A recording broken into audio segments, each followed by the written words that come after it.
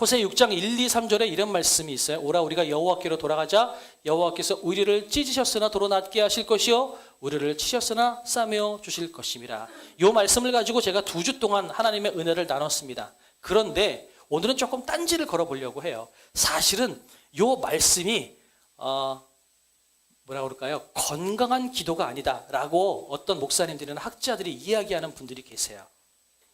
왜냐면요, 그냥 쉽게 생각을 해도 만약에 오늘 호세아서의 말씀이 뭐예요?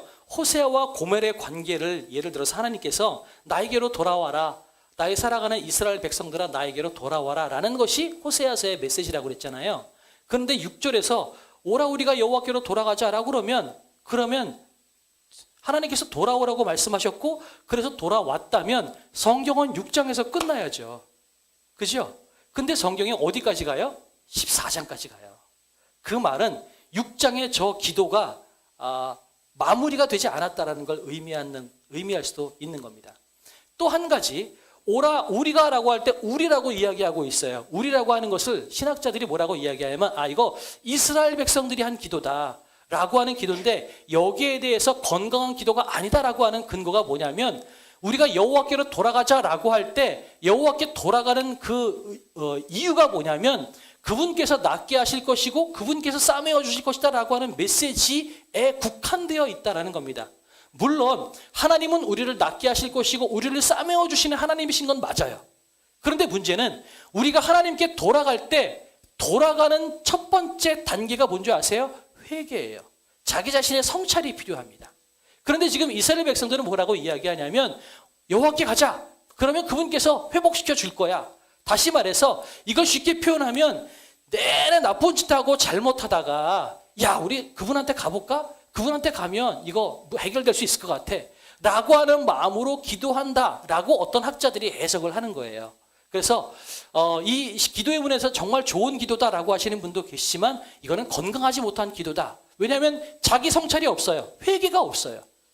그리고 우리 그분한테 가면 복 주실 거야. 마치 우리가 신앙생활하면서 온갖 하나님 마음에 안 들게 그냥 허랑방탕하면서 자기 마음대로 살다가도 그래 예배드리러 가자. 예배드리러 가면 하나님이 복 줄 거야. 하나님이 회복시켜 줄 거야. 이런 마음으로 마치 내 삶을 회복시켜 주시고 나에게 복 주시는 하나님으로만 생각하는 그런 편협한 신앙을 이 기도문이 보여줬다라고 이야기하시는 분들이 계시는 거예요. 그래서 이 기도문이 건강하지 않다라고 말씀을 하십니다. 물론 하나님께서 우리를 낫게 하시고 싸매어 주신 하나님이신 것은 맞아요. 그래서 이 고백한 고백의 내용 자체는 틀림이 없습니다. 다만 이렇게 고백하는 이스라엘 백성들의 애티튜드, 그 삶의 모습이 건강하지 않다라고 이야기를 하는 겁니다. 그렇게 해서 대조를 어디를 하냐면요, 이렇게 합니다. 14장 2절을 한번 읽어볼까요? 시작. 너는 말씀을 가지고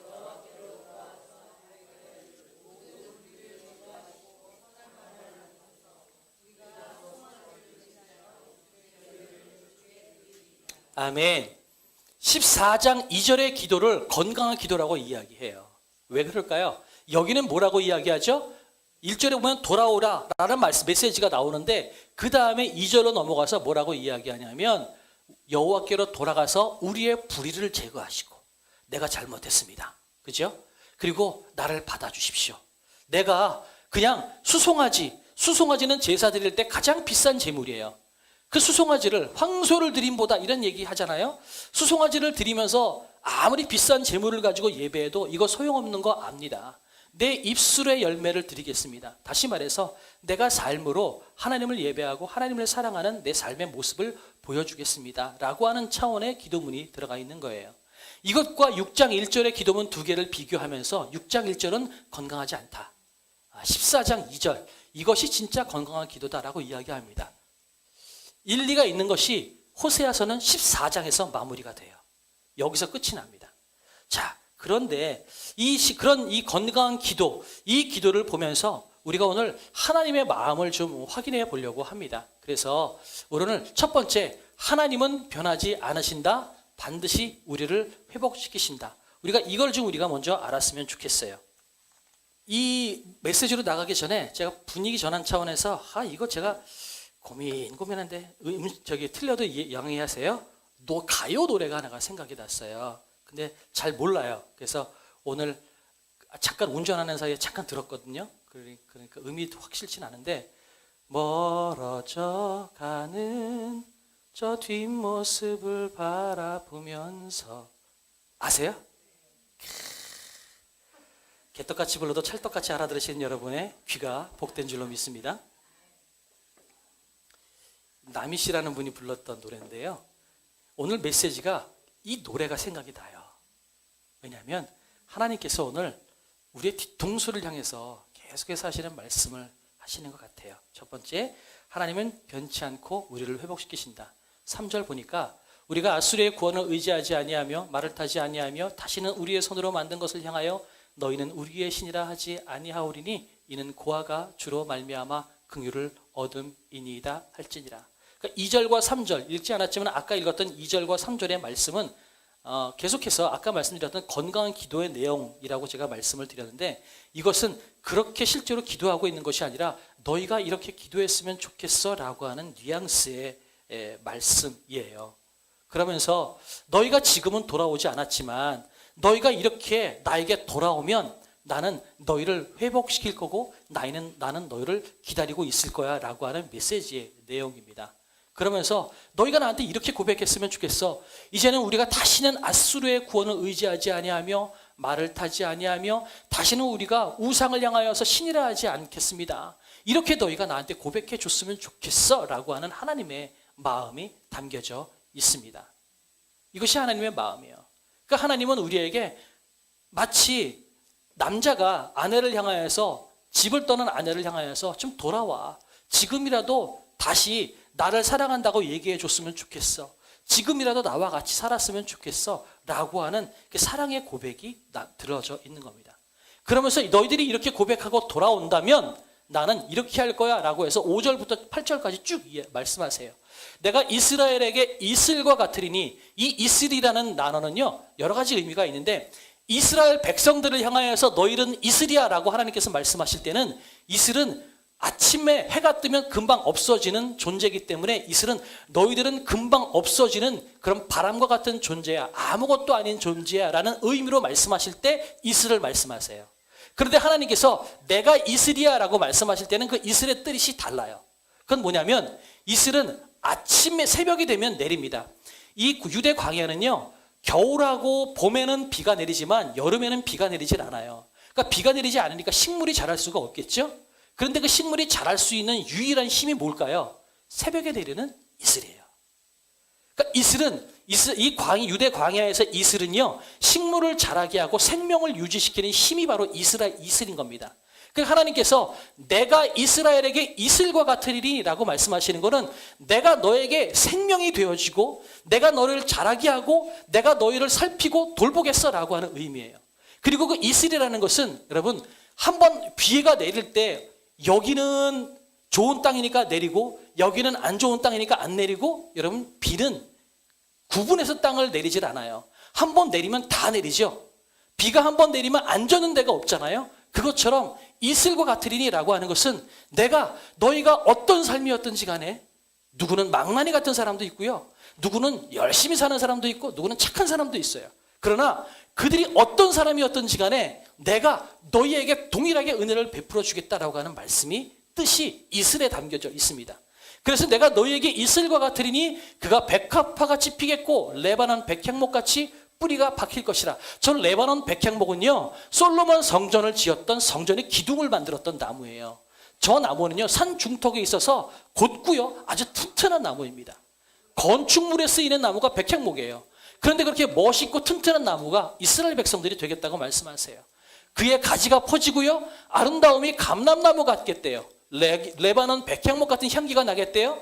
그 다음에 그 그늘 아래 거주하는 자가 돌아올지라. 다 돌아올 것이다. 곡식같이 풍성할 것이며 포도나무같이 꽃이 필 것이며 레바논 포도주같이 되리라. 풍성해질 것이고 아름다워지고 열매 맺게 될 것이다. 계속해서 푸른 잣나무 같다. 계속 이런 말씀을 하시는 거예요. 하나님은 내가 너희를 살리고 내가 너를 돌보고 내가 너희를 인도해 주겠다라고 말씀하시는 것이 오늘 호세아서 마지막 부분의 말씀이에요. 그러니까 너희가 지금이라도 나에게 이렇게 말을 하고 나에게 돌아오면 나는 너희를 회복시켜 줄게 라고 두 팔 벌리고 서 계시는 남편의 모습처럼 하나님이 오늘 말씀하시는 것이 호세아 14장의 말씀입니다. 그렇게 말씀하시는데 두 번째, 그래도 떠나는 우리를 바라보시는 하나님. 근데 문제는 이렇게 말씀하시는데 호세아 14장이요. 결론이 나질 않아요. 왜 그러냐면 9절에 한번 읽어볼까요? 시작. 누가 지혜가 있어 이런 일을 깨달으며 누가 총명이 있어 이런 일을 알겠느냐.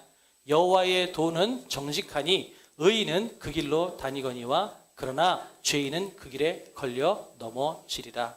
뭐라고 말씀하시냐면 에휴 내가 이렇게 얘기했는데 누가 알까? 누가 내 말을 듣고 돌아올까? 누가 정신 차릴까? 이런 말씀이에요. 그러면서 돌아오는 자는 복을 얻겠지만 그렇지 않으면 끝끝내 넘어질 거야 라고 하는 뉘앙스의 말이 담겨져 있어요. 우리가 호세아서 처음 할 때 이 당시에 북이스라엘의 역사에 대해서 제가 나누었습니다. 한번 볼까요? 북이스라엘과 남유다가 갈라지고 난 다음에 이렇게 되었다라고 말씀을 드렸어요. 저 여로보암 때 호세아가 사역을 했다고 말씀을 드렸습니다. 바로 저 때입니다. 여로보암을 시작으로 해서 여로보암 2세를 시작으로 해서 스가랴, 살룸, 부가히야, 베가, 호세아, 무나햄 이렇게 6명의 왕이 지나가는 동안 호세아가 사역을 했다라고 말씀을 드렸고요. 저 여로보암 때 북이스라엘은 가장 부유했다라고 제가 말씀을 드렸어요. 근데 그때 지금 하나님께서 이 호세아 선지자를 통하여서 말씀하시기 시작한 것이다라고 말씀을 드렸습니다. 그러니까 지금 하나님께서 말씀하시고 있는 바로 이 순간에도 이스라엘 백성들은 하나님의 명령을 듣지 않고 하나님으로부터 고개를 돌려서 온갖 악행을 행하고 그리고 북이스라엘은 점점 가세가 기울어져 가고 있는 상황인 겁니다. 그러니까 하나님께서 호세아를 통해서 계속해서 말씀하시지만 이스라엘 백성들은 듣지 않아요. 계속해서 듣지 않고 하나님으로부터 고개를 돌리고 살아가는 그런 모습을 보이고 있는 상황인 겁니다. 이런 상황 가운데 하나님께서 호세아 선지자를 통해서 말씀하시는 거예요. 아이고 누가 내 이 말을 들어줄까? 누가 고개를 돌릴까? 그 말은 아무도 돌아오지 않고 있다라는 겁니다. 그러니까 이 본문, 이 구절을 보면서 이런 생각이 드는 거예요. 아, 하나님의 마음이 진짜 답답하겠다. 날 좀 사랑해줘. 나에게 돌아와줘라고 하나님 말씀하시는데 끝까지 고개를 돌리고 쳐다보지 않는 그 하나님을 바라보면서 하나님을 고개를 돌리고 바라보지 않는 이스라엘 백성들을 바라보면서 하나님의 마음이 굉장히 아프시겠다라는 생각이 듭니다. 얼마나 안타까울까요? 그런데 그 말은 거꾸로 생각하면 하나님은 지금 제가 좀 전에 잠깐 되도 않는 노래를 하긴 했지만 멀어져가는 그 뒷모습을 바라보면서 이스라엘 백성들은 점점 멀어지고 있는데 그 멀어지고 있는 이스라엘 백성들을 바라보면서 날 좀 돌아오면 좋을 텐데 돌아오면 좋겠는데 이렇게 하나님께서 말씀하시는 거예요. 그 가요의 뒷부분에 이렇게 돼 있을 거예요. 그러나 그 시절에 나를 또 만나서 사랑할 수 있을까? 그 뒷가사는 이렇게 돼 있더라고요. 그래 다시 오면 좋겠어. 그런데 다시 오면 그때처럼 내가 다시 사랑할 수 있을까? 노래 가사는 이렇게 돼 있더라고요. 하나님은 어떻게 한다고요? 다시 오면 그때처럼 나는 너를 사랑하겠어 라고 하는 뉘앙스가 담겨져 있는 거예요. 그래서 결론을 내려보려고 합니다. 이 호세아서는요 열린 결말이에요. 그런데 오늘 1절 한번 보시겠어요? 1절. 1절을 다 같이 한번 읽어볼까요? 시작. 이스라엘아 내 하나님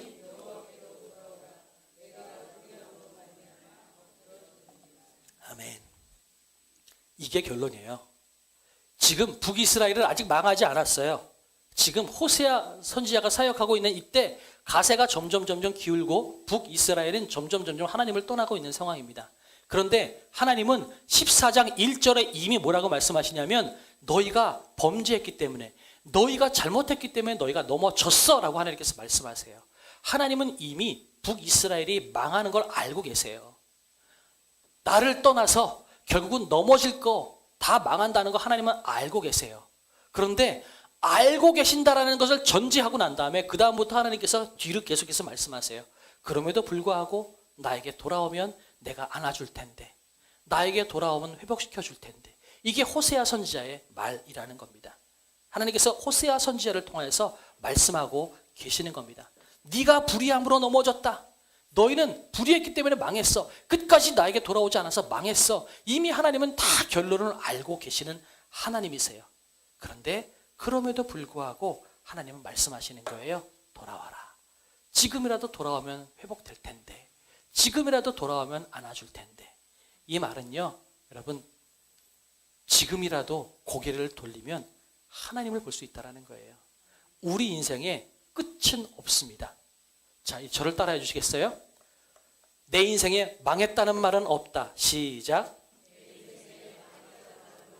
한편으로 또 하나 하겠습니다. 내 인생에 끝은 없다. 시작. 아멘. 하나님은요, 이스라엘 백성이 망한 걸 알고 계세요. 그런데 그럼에도 불구하고 하나님은 이미 다 망했는데도 불구하고 희망의 끈을 놓지 않으세요. 너희들 내가 회복시켜 줄 거다. 너희들 내가 붙잡아 줄 거다. 내가 너희를 안아주겠다라고 말씀하십니다. 그러니 이 호세아 14장까지 오면서 계속해서 우리는 우리에게 돌아오라고 말씀하시는 하나님의 마음을 보게 되는 겁니다. 심지어 하나님을 떠나서 영원히 하나님 다른 남자가 좋다고 따라가는 그 여인을 향해서도 지금이라도 돌아오면 나는 안아줄 텐데. 실제로 고멜은 어떻게 됩니까? 끝내 계속해서 다른 남자가 좋다고 여러분 다른 남자를 찾아 나가다가 나중에는 그 남자한테 사기를 당해서요, 여러분 팔려나가요. 결국은 그래서 호세아가 돈을 주고 사오잖아요. 그것처럼 인생이 망한 인생이 돼버려요. 그런데도 불구하고 하나님께서 호세아 선지자를 통해서 고멜이라는 여인을 데려오는 것처럼 우리가 아무리 망했고 우리가 아무리 더러워졌고 아무리 인생에 소망이 없는 인생이라 할지라도 하나님은 너희가 고개만 돌리면 두 팔 벌려 너를 맞이하는 나를 보게 될 것이다 라고 말씀하십니다. 지금이라도 고개를 돌리면, 지금이라도 돌아오면 나는 너희를 회복시켜 줄 거다. 우리는 여기가 끝이야. 이게 소망 없어. 이제 하나님은 나 받아주지 않을 것 같아. 내가 죄가 많아서 이젠 안 돼. 아니에요. 하나님은 어떤 상황이라 할지라도 받아주십니다. 여러분, 박효진 장로님이라는 분이 계십니다. 구치소에서 사역하셨던 장로님인데, 이분은 수많은 사형수들을 만나면서 그 경험했던 것들을 책으로 쓰셨어요. 그 책의 이름이 하나님이 고치지 못할 사람은 없다입니다. 거기에 보면 수도 없이 많은 연쇄살인범, 사형수들에 대한 이야기가 적혀 있습니다. 어떤 사람은 끝까지 고집부리고 그냥 죽는 사람도 있지만, 어떤 사람은 마지막 순간에 예수님을 믿고 나 같은 죄인도 하나님이 사랑해 주신다는 그 은혜 때문에 오히려 사형수가 복음을 전하다가 여러분 하나님을 찬양하면서 교수대 위에서 죽음을 당한 사형수들이 이야기들이 굉장히 많이 들어가 있습니다. 이 말은 무슨 말이냐면요, 사형수라 할지라도 하나님은 사랑하세요. 세상에서 이 인간은 도무지 이 세상에서 격리되어야만 할 정도로 악한 인간이야 라고 모든 사람이 고개를 돌렸다 할지라도요, 여러분 하나님은 그 영혼도 포기하지 않으시는 하나님이라는 겁니다. 하물며 우리가 나는 망했어, 나는 끝이야 라고 생각한다고 하나님도 그렇게 생각하실까요? 하나님은 그렇지 않으세요. 나에게는 내가 망한 것처럼 보일지 모르지만 하나님께는 망하지 않은 겁니다. 하나님은 지금도 고개를 돌리면 두 팔 벌려서 나를 기다리고 계시는 것을 볼 수가 있습니다. 여러분, 해결할 수 없는 부끄러움이 있나요? 과거에 지우지 못한 상처가 있나요? 여러분, 어려움이 있나요? 하나님은 여러분 그거 다 알고 계십니다. 그러나 하나님 말씀하십니다. 너 네 인생 망하지 않았다. 나는 아직도 너를 기다리고 있고 너를 향하여서 두 팔을 벌리고 있다라고 말씀하십니다. 제가 참 좋아하고 설교 시간에 정말 많이 이야기했던 신학자분이 계십니다. 스탠리 하워스라는 목사님에 대해서 제가 수도 없이 많이 이미 말씀을 드렸던 것 같아요. 훌륭한 목사님이고 많은 목사님들의 목사님이세요. 그래서 21세기 훌륭한 영성가라고 이야기할 정도로 훌륭하신 분이신데, 문제는 그분의 사모님이 여러분 정신병에 걸리셔가지고 어떻게 됐다고요? 호세아처럼 목사님한테 그렇게 말씀하셨대요. 나를 가르쳐주는 저 정신과 상담 선생님이 나는 너무 좋아. 나 저 선생님이랑 결혼을 할래. 실제로 그래서 세니아워스 목사님이 그 사모님을 이혼을 해 주셨어요. 이혼했고 그 스테니아워스 목사님의 사모님은 실제로 자기 자신을 상담했던 정신과 병원 의사하고 결혼을 했습니다. 여러분 그게 쉬운 일이겠어요? 자기가 사랑했던 여인이 평생 같이 해로할 거라고 했던 자기 부인이 나는 저 남자가 좋아, 저 남자랑 살겠어라고 이야기했을 때 여러분 그렇게 놓아주는 것이 쉽겠어요? 그 마음이 얼마나 상처가 나겠어요. 그런데 그 목사님은 끝끝내 그렇게 했고요. 그 부인은 그런데 그 의사 선생님에게 갔다가 결국은 먼저 극단적인 선택을 해서 극단적인 안 좋은 결말을 맞게 됩니다. 한 목사의 인생이에요. 사랑했던 여인이 내가 싫다고 다른 남자가 좋다고 집 밖으로 나가서 결국은 그 집에서 극단적인 선택을 해요. 그것을 바라보는 그 목사님의 인생이 얼마나 불행하고 얼마나 가슴 아프겠어요. 그런데 그 목사님이 했던 말이 바로 그 말이에요. 여러분 신앙생활은 답을 알 수 없는 삶을 걸어가는 것을 배우는 것. 목사가 되고 신앙생활하면 복 받아야죠. 뭐든지 잘 돼야죠. 그런데 우리 삶은 내가 예측할 수 없는 방향으로 흐를 때가 굉장히 많은 거예요. 그러다 보면 난 망했어. 나는 도무지 답이 없어. 라고 생각할 때가 굉장히 많은 거죠. 그런데도 불구하고 그 스탠리 하우어스 목사님은 자기 인생을 보면 손가락질 당할 수밖에 없는 목사잖아요. 목회자인데 사모님이 이혼해서 다른 남자를 찾아갔고요. 그리고 극단적인 선택을 했어요. 온갖 안 좋은 커리어가 그 목사님의 커리어에 남아져 있어요. 그런데 그 목사님은 많은 목사님들의 목회자, 존경받는 영성가로 지금도 이름이 알려져 있습니다. 잘 되고 못 되고가 아니라 어떤 상황이라 할지라도 내 인생이 망한 인생이 아니고 하나님께서 지금도 나를 두 팔 빌려 알아주신다는 그 믿음의 고백을 가지고 그분께 나아가는 인생이 진짜 신앙생활이라는 겁니다. 하나님께서 오늘도 여러분 이렇게 말씀하십니다. 지금 너희들 힘들고 어려우냐? 네 인생이 망했다고 생각되니 지금이라도 고개를 돌려봐라. 고개만 돌리면 네 등 뒤에서 두 팔 벌려서 너를 안고 있는 나를 보게 될 것이다 라고 하나님께서 말씀하십니다. 아무리 멀리 갔어도 괜찮습니다. 아무리 회복 불능이라 할지라도 괜찮습니다. 아무리 나을 수 없을 것 같은 그런 죄악 가운데 있다 할지라도 괜찮습니다. 지금이라도 하나님께 고개를 돌리면 주님께서 우리를 회복시켜 주시고 레바논의 백향목같이 포도주같이 하나님께서 우리를 회복시켜 주시겠다라고 말씀하십니다.